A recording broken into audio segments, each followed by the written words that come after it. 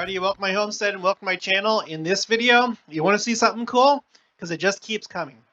We're going to be looking at an article from Israel 365, read a portion of it.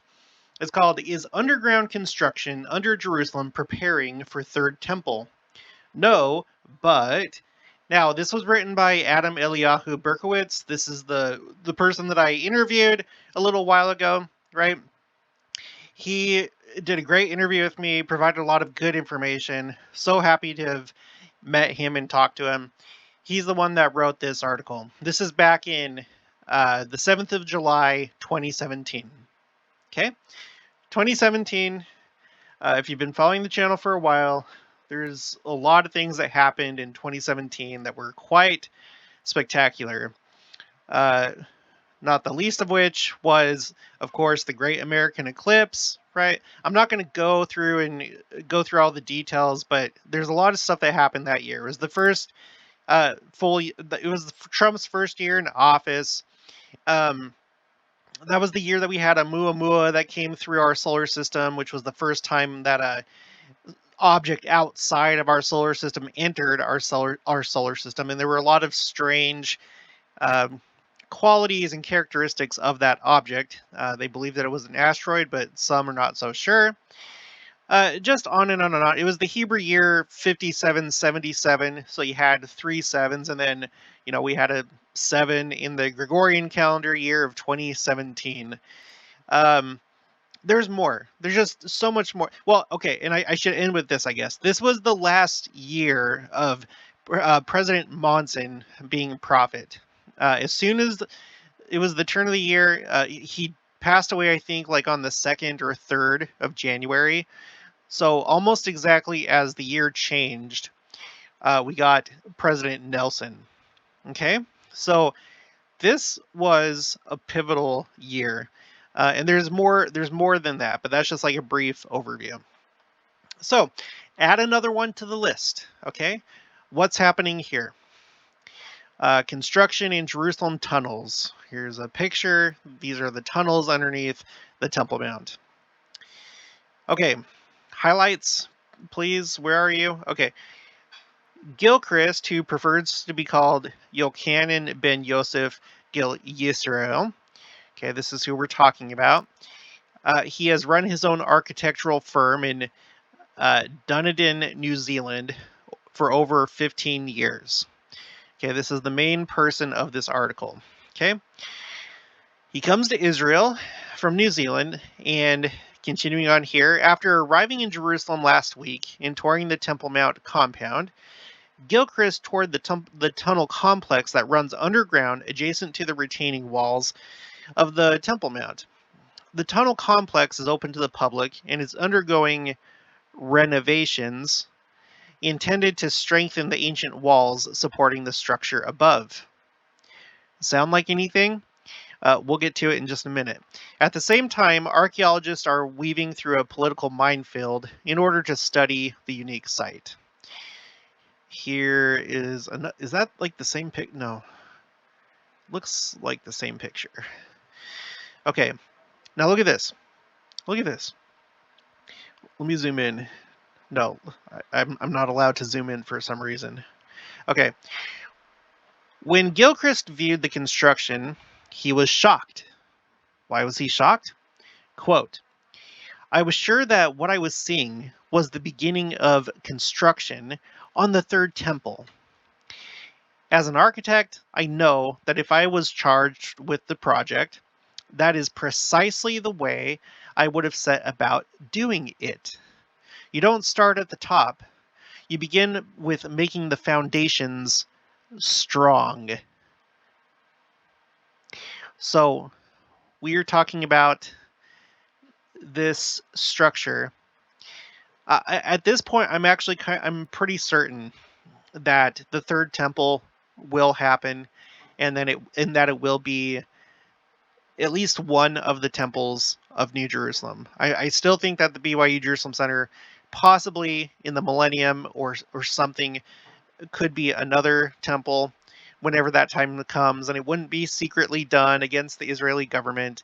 Our church doesn't do that, but I kind of have this like thought in my head that probably both would be temples, but who knows? But anyway, we're talking about this potential third temple. A lot of people are looking forward to it. Of course, the Jews are looking forward to it. And this architect comes in and he sees what's going on down here. And he's like, huh, are they getting ready to build the third temple? Now, of course, he knows better than that. But look at this. Okay, perhaps more amazing was that the work was being carried out by Muslims who seemed quite happy to be working on the Jewish temple. Perplexed by what he had seen, Gilchrist consulted with Rabbi Chaim Chlorfine, who has written authoritative books on the Third Temple. Rabbi Chlorfine assured Gilchrist that the construction had not been contracted by any authority higher than the Israeli government, but the conversation had a powerful impact on the rabbi. It looks like these are, okay, yep, this is Gilchrist and Rabbi Chlorfine. Okay, and I'm assuming that I'm assuming this is the rabbi. I could be wrong, but okay. So this had a powerful impact on him because maybe it was like a moment of waking up for him. Because things can happen. God can work in mysterious ways, can't he? Right? Who's to say that this isn't unofficially the first phase of building up this temple? The Lord can do his own work. He can do it however he wants to do it. Let's continue. Okay, this is from Rabbi Chlorfine. Quote, unless there is some fantastic hidden plan, this isn't construction for the temple, the Arabs would be screaming about that. End quote. But Gilchrist's enthusiasm and refreshingly simple perspective had Rabbi Chlorfine reconsidering. Quote, it is significant that in the workers are Arab Muslims. We have an oral tradition that the Arabs are going to be the first ones to accept the Noahide laws. That's the idea that when the Messianic era comes in Judaism, Israel will be a sovereign nation. The Messiah, I believe, will be king of the world, similar to our second coming, and that the rest of the world will be obligated to live this set of laws that are for Gentiles, and there's 7 of them. So you can look into that if you want to. But anyway, continuing, Rabbi Chlorfine cited Rabbi Shalom Mashash, former chief rabbi of Haifa, who said that temple will be built when the Arabs beg us to build it. Temple movement chairman Yaakov Heyman would have preferred Gilchrist's conclusion to be accurate. He knew that the construction surrounding the Temple Mount was ongoing and not connected to any greater messianic vision. But as a professional building project manager, he understood Gilchrist's confusion. Quote, they are always digging there for archaeological reasons and occasionally for preservative construction, Heyman said to Breaking Israel News. It is frequently the cause of controversy. It is true that if construction of the Third Temple were to begin, it would probably look something like this, shoring up the foundation. The first phase of building the temple would be minor construction, creating spaces for Jews and Christians to worship. That wouldn't disturb anything that already exists. It is possible that there won't be any controversy surrounding that. The next step, as the Jewish sources describe, is when the other nations, including Islam, beg us to make the Third Temple, Heyman noted. Gilchrist is continuing his tour of the Holy Land, and there may be more surprise observations in store. Okay, Gilchrist says, why does it take an architect from New Zealand to see this? Someday this is going to happen. Millions of people are praying for this, but if you are here, you won't notice it, even when it's happening in front of your eyes. This very well could be prophecy unfolding. We're not going to know until it actually happens, but there you have it. Things can happen quickly, and not even people who are wanting to build the temple, even they may not recognize it right away. Like this rabbi that is kind of shocked, surprised, and like, wow, yeah, maybe this is kind of it. Maybe we're in the first phase. So I don't need to tell you the obvious parallel between this and what's going on over here, right? Uh, this is the first time that this is announced, April 2019. Plans unveiled for Salt Lake Temple renovation. And or sorry, oh yeah, when was this? Just a couple years after this article was written.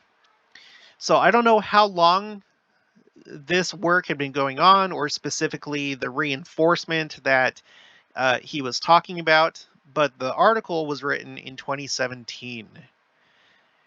So if you think about it like this, if this, okay, so we don't know when it started, but at least in 2017, you could say that maybe this is when the third temple started to be constructed.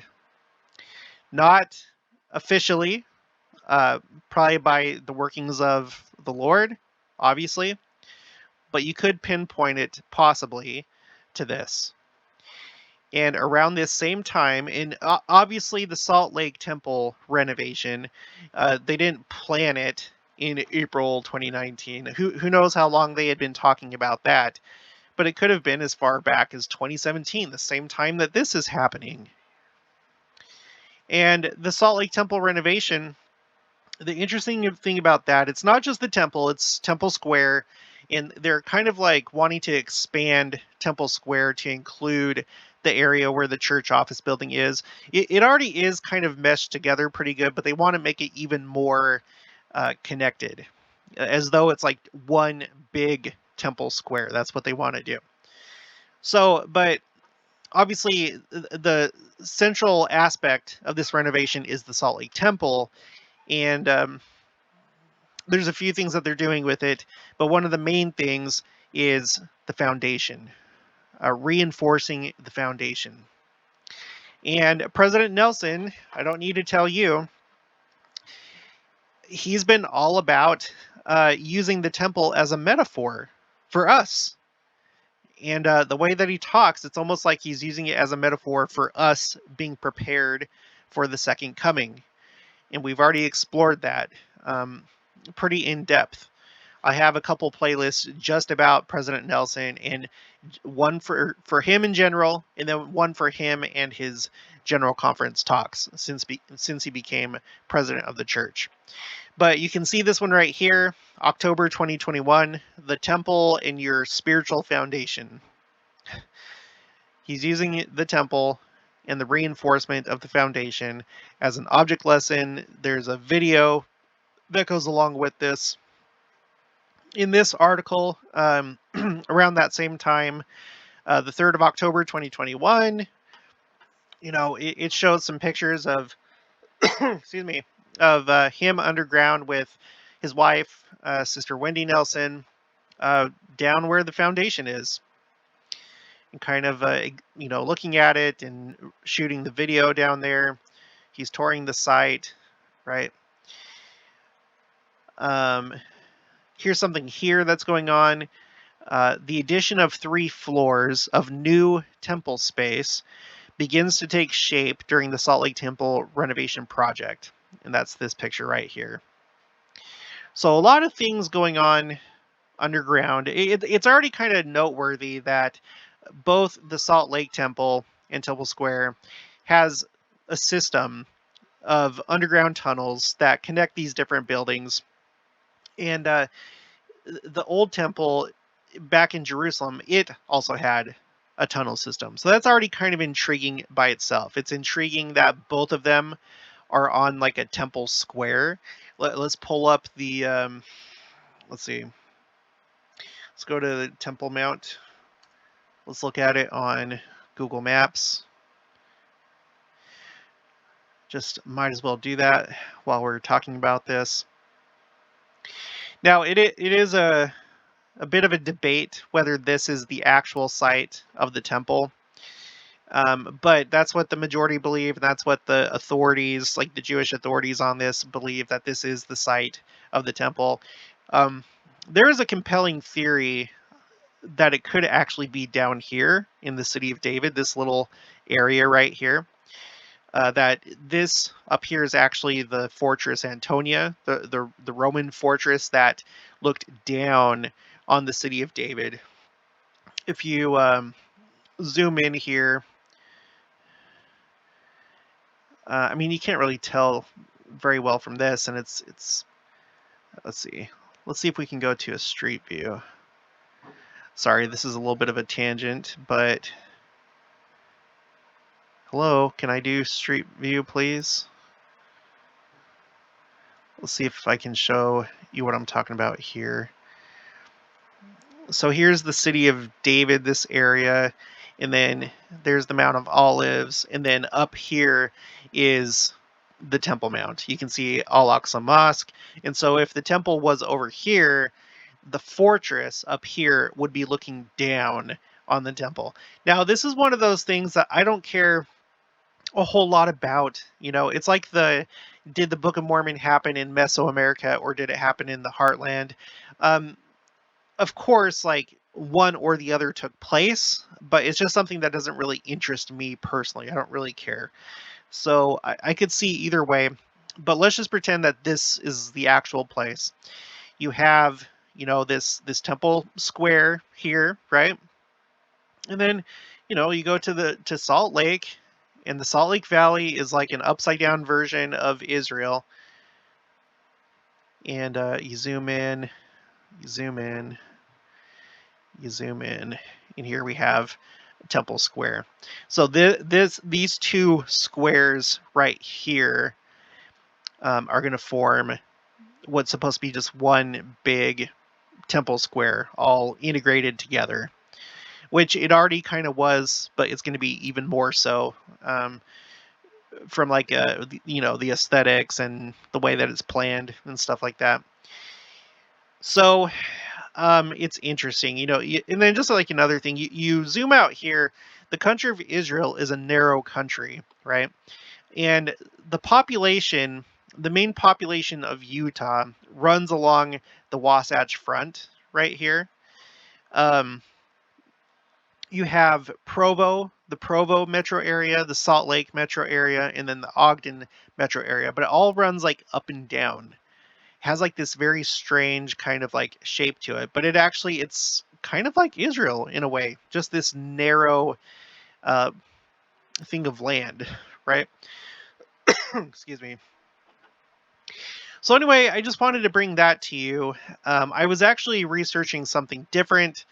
There were a couple people that said that W. Cleon Skousen consulted with the Jewish, I guess probably the Temple Institute, I would imagine. He consulted with somebody about how to construct the third temple, and he's done like some lectures on it, or not lectures, but like speeches about it. And so I reached out to those two people to like give me the exact source, because I want to do a video about that, because that would be incredible, because that would mean that a member of our church helped plan the third temple, right? As far as like not helping to like make decisions about it, but like how it should be based on research. So that's what I was originally researching, but then I happened across this article. So, you have these two cities, even though we know that New Jerusalem is going to be built over here in Kansas City, in the Independence area on the east side of the city. Currently, church headquarters is over here in Salt Lake City, Utah.